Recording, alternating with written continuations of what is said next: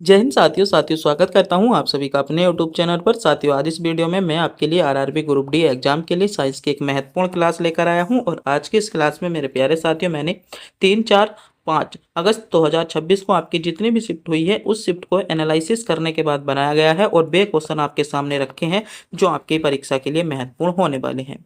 आज की वीडियो का प्रत्येक क्वेश्चन सेलेक्टेड गोल्डन और वह इंपॉर्टेंट क्वेश्चन होने वाला है और मोस्ट क्वेश्चन होने वाला है, जिसके चांसेस मेरे प्यारे साथियों आपके आगामी शिफ्टों के लिए बन जाते हैं। यानी ये क्वेश्चन आपके आगामी शिफ्टों के लिए महत्वपूर्ण है। अगर आपका आगामी शिफ्ट में एग्जाम है तो अपने एग्जाम से पहले एक बार इस पूरी वीडियो को विजिट कर जरूर जाए, क्योंकि आज के इस वीडियो में मैंने मेरे प्यारे साथियों मोस्ट क्वेश्चन आपकी परीक्षा के लिए शामिल कर लिए हैं और वे क्वेश्चन शामिल किए हैं जो आपके लिए सिलेक्टेड है। अगर मैं साइंस की बात करता हूं तो साइंस में आपके टोटल 25 क्वेश्चन पूछे जाते हैं, जिन 25 क्वेश्चनों में से मेरे प्यारे साथियों 16 से 17 क्वेश्चन वे क्वेश्चन पूछे जा रहे हैं जो बिल्कुल इजी हैं और 2 से 3 क्वेश्चन वे क्वेश्चन है जो वह बच्चा कर आ रहा है जिसने 1 से 2 मंथ लो साइंस को अपना टाइम दिया है।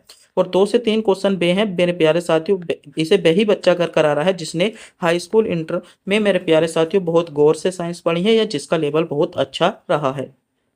तो आज हम जो बात करेंगे मेरे प्यारे साथियों 16 प्लस आपका इन 2 से 3 पर और सब पर ही बात करने वाले हैं। प्रत्येक क्वेश्चन आपके लिए सिलेक्टेड बन जाएगा। इजी टू टफ आपके इस वीडियो में क्वेश्चन होने वाले हैं और सभी क्वेश्चन वे होने वाले हैं जो आपकी आगामी शिफ्टों के लिए महत्वपूर्ण है। तो बिना टाइम गवाए करता हूँ वीडियो को स्टार्ट। पढ़ता हूँ पहले क्वेश्चन पर। पहला क्वेश्चन आपसे पूछा गया कि सूर्य की ऊर्जा किससे प्राप्त होती है। पहला क्वेश्चन आपका क्वेश्चन पूछा गया है कि सूर्य की ऊर्जा किससे प्राप्त होती है। सूर्य की ऊर्जा जो होती है नाभिक के सनलाइन से प्राप्त होती है। इस क्वेश्चन का आपका बिल्कुल करेक्ट जवाब बन जाएगा।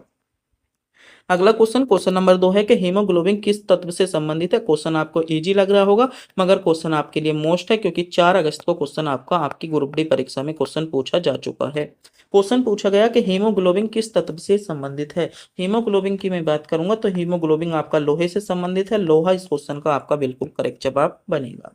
अगला क्वेश्चन क्वेश्चन नंबर 3 है कि पाचन में कौन सा अम्ल सहायक है। पाचन में कौन सा अम्ल सहायक है। पाचन की बात की गई है। पाचन में मेरे प्यारे साथियों अगर आप ध्यान देंगे तो पाचन में हाइड्रोक्लोरिक अम्ल यानी HCl आपका सहायक है। इस क्वेश्चन का बिल्कुल सही जवाब बनेगा। अगला क्वेश्चन क्वेश्चन नंबर 4 में क्वेश्चन पूछा गया कि पौधों में भोजन बनाने की प्रक्रिया क्या कहलाती है। यह भी क्वेश्चन आपके लिए मोस्ट है। सीधा क्वेश्चन आपको 5 अगस्त को क्वेश्चन आपसे पूछा गया कि पौधों में भोजन बनाने की प्रक्रिया क्या कहलाती है। पौधे में जो भोजन बनाने की प्रक्रिया है वह क्या कहलाती है, तो प्रकाश संश्लेषण कहलाती है। प्रकाश संश्लेषण इस क्वेश्चन का आपका सही जवाब बनेगा। कुछ बच्चे कह रहे होंगे ऐसे क्वेश्चन कहीं कहाँ पूछे जाते हैं, मगर मेरे प्यारे साथियों सभी क्वेश्चन आपसे टफ कोई पूछे जाएंगे। लगभग मैं बात कर रहा हूँ 16 से 17 क्वेश्चनों की। वे आपके इजी ही क्वेश्चन पूछे जा रहे हैं जिनका आपको जवाब पता होगा, जिनके बारे में आप जानते होंगे। वे सभी इसी प्रकार के क्वेश्चन आपसे पूछे जाते हैं। अगला क्वेश्चन क्वेश्चन नंबर 5 है कि गैस से तरल में परिवर्तन की प्रक्रिया क्या कहलाती है। मैं बात करता हूं गैस से तरल में परिवर्तन की प्रक्रिया जो कहलाती है वह आपकी संघनन कहलाती है। संघनन इस क्वेश्चन का बिल्कुल करेक्ट जवाब होने वाला है। अगला क्वेश्चन पूछा गया कि माइक्रोस्कोप का आविष्कार किसने किया था। आविष्कार से संबंधित आपको हर शिफ्ट में लगभग मेरे प्यारे साथियों अभी तक 9 शिफ्ट हुई हैं। 9 की 9 शिफ्टों में आपका आविष्कार से संबंधित आपका क्वेश्चन पूछा गया है। तो मैंने सभी आपको आविष्कार कवर कराए थे और बार बार इस टॉपिक पर बात की थी। आपको ध्यान रखना है कि आविष्कार बात करता हूं कि माइक्रोस्कोप का जो आविष्कार किया ये किसने किया, तो ये मेरे प्यारे साथियों रॉबर्ट हुक इस क्वेश्चन का बिल्कुल करेक्ट जवाब बन जाएगा। अगला क्वेश्चन है क्वेश्चन नंबर 7 के पौधों का कौन सा भाग पानी का परिवहन करता है। पानी के परिवहन को लेकर मैं बात करता हूं तो जाइलम इस क्वेश्चन का बिल्कुल बिल्कुल करेक्ट जवाब बनने वाला है। अगला क्वेश्चन क्वेश्चन नंबर 8 है कि परमाणु के नाभिक की खोज किसने की थी। परमाणु के नाभिक की खोज किसने की, ये क्वेश्चन मेरे प्यारे साथियों 3 अगस्त को क्वेश्चन आपसे पूछा गया था कि परमाणु के नाभिक की खोज किसने की थी। परमाणु के नाभिक की जो खोज की थी ये रदरफोर्ड ने की थी। रदरफोर्ड इस क्वेश्चन का बी विकल्प के साथ सही जवाब बन जाएगा। अगर आप इन क्वेश्चनों का जवाब जानते हैं तो हमें मेरे प्यारे साथियों कमेंट बॉक्स में ही बता सकते हैं और वीडियो के अंत में यह बताना ना भूलें आप इनमें से कितने क्वेश्चनों का जवाब जानते थे। और आप अभी तक हमारे चैनल पर पहली बार विजिट किया है और चैनल पर नए हो तो प्लीज़ चैनल को सब्सक्राइब जरूर कर लें, क्योंकि चैनल को सब्सक्राइब करने में आपका किसी भी प्रकार का कोई पैसा नहीं जाता, ना ही हमको मिलता है।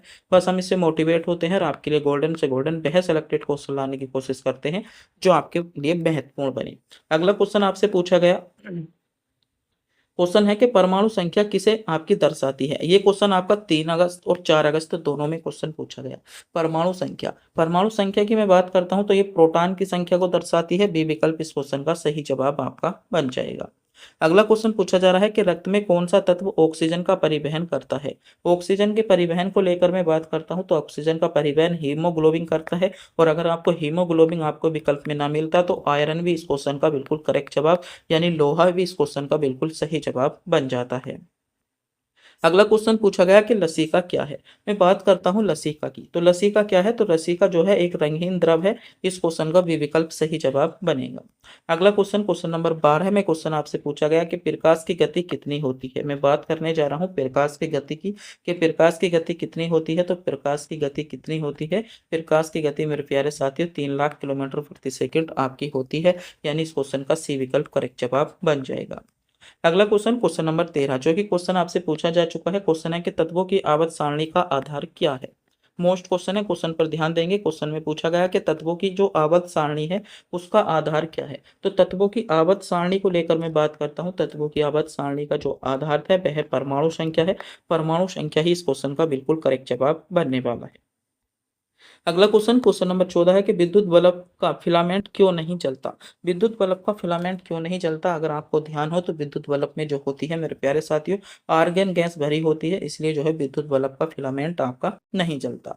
अगला क्वेश्चन पूछा गया कि रडार सिद्धांत किस पर आधारित है। मोस्ट क्वेश्चन है, 5 अगस्त को क्वेश्चन आपसे पूछा गया कि रडार का सिद्धांत किस पर आधारित है। रडार की बात करता हूँ, रडार का सिद्धांत किस पर आधारित है, तो आपका परावर्तन पर आधारित है। परावर्तन इस क्वेश्चन का बिल्कुल करेक्ट जवाब बनेगा।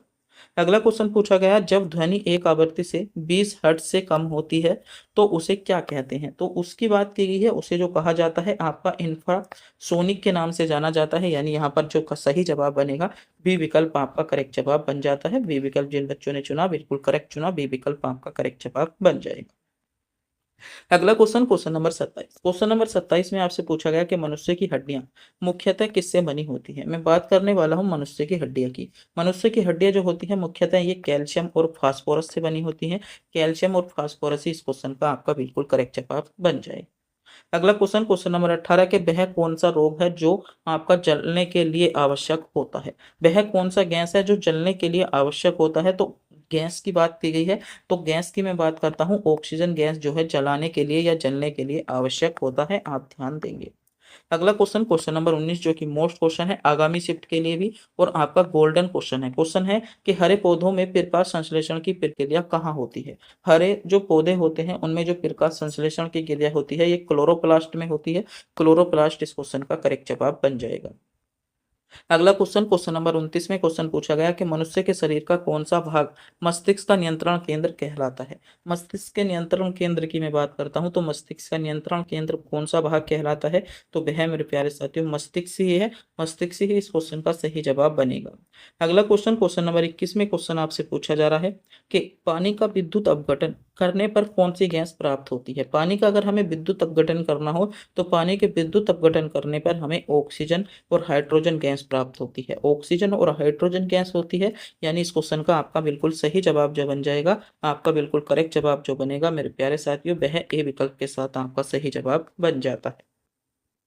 अगला क्वेश्चन, क्वेश्चन नंबर 22 है कि मनुष्य के शरीर में सबसे अधिक मात्रा में कौन सा तत्व पाया जाता है। मोस्ट क्वेश्चन है, सबसे अधिक मात्रा में, सबसे अधिक मात्रा में जो पाया जाता है ऑक्सीजन पाया जाता है। ऑक्सीजन ही इस क्वेश्चन का बिल्कुल करेक्ट जवाब बनने वाला है।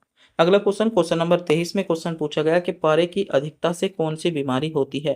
ये क्वेश्चन 5 अगस्त को क्वेश्चन आपकी मेरे प्यारे साथियों ग्रुप डी में क्वेश्चन पूछा जा चुका है कि पारे यानी मरकरी की अधिकता से कौन सा रोग होता है। तो पारे यानी मरकरी की अधिकता से जो होता है आपका मीना माता रोग होता है। ए विकल्प इस क्वेश्चन का बिल्कुल सही जवाब बन जाएगा। अगला क्वेश्चन पूछा गया कि कार्बन मोनोऑक्साइड यानी सीओ शरीर में क्या प्रभाव डालती है। कार्बन मोनोऑक्साइड यानी सीओ की मैं बात करता हूं तो ऑक्सीजन की कमी पैदा करती है। इस क्वेश्चन का बिल्कुल करेक्ट जवाब बन जाएगा। अगला क्वेश्चन, क्वेश्चन नंबर 25 में क्वेश्चन पूछा गया कि अम्लीय वर्षा में कौन सी ऐतिहासिक धरोहर सबसे अधिक प्रभावित हुई है। तो अम्लीय वर्षा से सबसे अधिक प्रभावित जो हुई है वह मेरे प्यारे साथियों ताजमहल। ताजमहल जो है अम्लीय वर्षा से सबसे अधिक प्रभावित हुआ है। यानी इस क्वेश्चन का मेरे प्यारे साथियों ए विकल्प के साथ आपका करेक्ट जवाब बनने वाला है। अगला क्वेश्चन, क्वेश्चन नंबर 26, जो कि सेलेक्टेड क्वेश्चन है। क्वेश्चन पूछा गया कि थर्मल आपका एक्सप्रेशन का अर्थ क्या है। मोस्ट क्वेश्चन है आपके लिए, क्वेश्चन पर ध्यान देंगे क्योंकि इसका अर्थ मेरे प्यारे साथियों, ये क्वेश्चन जब रिपीट होता है तो कई बार रिपीट होता है। जो फरवरी 2026 में आपके एग्जाम हुए थे ग्रुप डी 2025 वाली परीक्षा के, उसमें मेरे प्यारे साथियों 3 से 4 बार क्वेश्चन आपका रिपीट हुआ था। ये भी आपको ध्यान रखना है कि थर्मल एक्स इसका अर्थ आपसे कई बार क्वेश्चन आपका पूछा जा चुका है, तो ये भी आप ध्यान देंगे इसका अर्थ क्या होता है। तो इसका जो अर्थ होता है ताप से फैलना, इस क्वेश्चन का बिल्कुल करेक्ट जवाब आपका बन जाएगा। अगला क्वेश्चन, क्वेश्चन नंबर 27 है कि कौन सा हार्मोन हार्मोन शरीर की वृद्धि नियंत्रित करता है। शरीर की जो वृद्धि नियंत्रित करता है, ये ग्रोथ हार्मोन करता है, और ग्रोथ हार्मोन इस क्वेश्चन का बिल्कुल सही जवाब आपका बन जाएगा। अगला क्वेश्चन, क्वेश्चन नंबर 28 में क्वेश्चन पूछा गया कि किस गैस की उपस्थिति में लो अधिक चमकदार होती है। मोस्ट क्वेश्चन है लो अधिक चमकदार। लो अधिक चमकदार की मैं बात करने जा रहा हूँ। लो अधिक जो चमकदार होती है, ये कौन सी गैस होती है, तो ऑक्सीजन गैस की उपस्थिति में लो अधिक चमकदार होती है ऑक्सीजन। इस क्वेश्चन का बिल्कुल सही जवाब बन जाएगा। अगला क्वेश्चन पूछा गया कि पावर ट्रांसफार्मर की कार्य प्रणाली का सिद्धांत किस नियम पर आधारित है। जो पावर ट्रांसफार्मर है, इसकी जो कार्य प्रणाली है, इस सिद्धांत की मैं बात करता हूं तो यह सिद्धांत फेराडे के नियम पर आधारित है। फेराडे का नियम इस क्वेश्चन का सही जवाब आपका बन जाएगा। अगला क्वेश्चन है कि रडार सिस्टम में उपयोग की जाने वाली तरंगे किस प्रकार की तरंगों का उदाहरण है। 3 अगस्त और 4 अगस्त दोनों में क्वेश्चन पूछा गया। वो 3 अगस्त नहीं, 5 अगस्त को क्वेश्चन पूछा गया था, 3 और 5 अगस्त को, कि रडार सिस्टम में उपयोग की जाने वाली जो तरंग है, ये किस प्रकार की तरंगों का उदाहरण है। तो ये आपकी सूक्ष्म तरंगे होती हैं, ये आप ध्यान देंगे।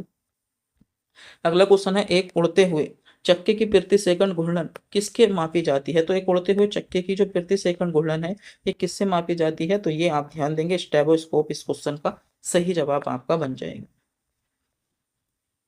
अगला क्वेश्चन, क्वेश्चन नंबर 32 है कि निम्नलिखित में से कौन प्लाज्मोडियम परजीवी का वाहक है। प्लाज्मोडियम परजीवी के वाहक की मैं बात करने वाला हूं, तो मक्खी जो है प्लाज्मोडियम परजीवी का वाहक है। मक्खी इस क्वेश्चन का सही जवाब आपका, वो सॉरी मच्छर आपका सही जवाब बनेगा। अगला क्वेश्चन पूछा गया कि लोहे पर जंग लगना किस प्रकार की अभिक्रिया का उदाहरण है। लोहे पर जंग लगना जो है रासायनिक अभिक्रिया का उदाहरण है। आपका बिल्कुल करेक्ट जवाब हो जाता है। अगला क्वेश्चन, क्वेश्चन नंबर 34 में क्वेश्चन आपसे पूछा गया कि पृथ्वी के घूर्णन की गति कितनी है। मैं बात करता हूं पृथ्वी के घूर्णन को लेकर, तो पृथ्वी की जो घूर्णन की गति है कितनी है, तो 28 किलोमीटर प्रति मिनट आपकी पृथ्वी के घूर्णन की गति है। यानी ए विकल्प इस क्वेश्चन का आपका सही जवाब बनेगा। ए विकल्प जिन बच्चों ने चुना है बिल्कुल करेक्ट चुना है। ए विकल्प आपका करेक्ट जवाब बन जाता है।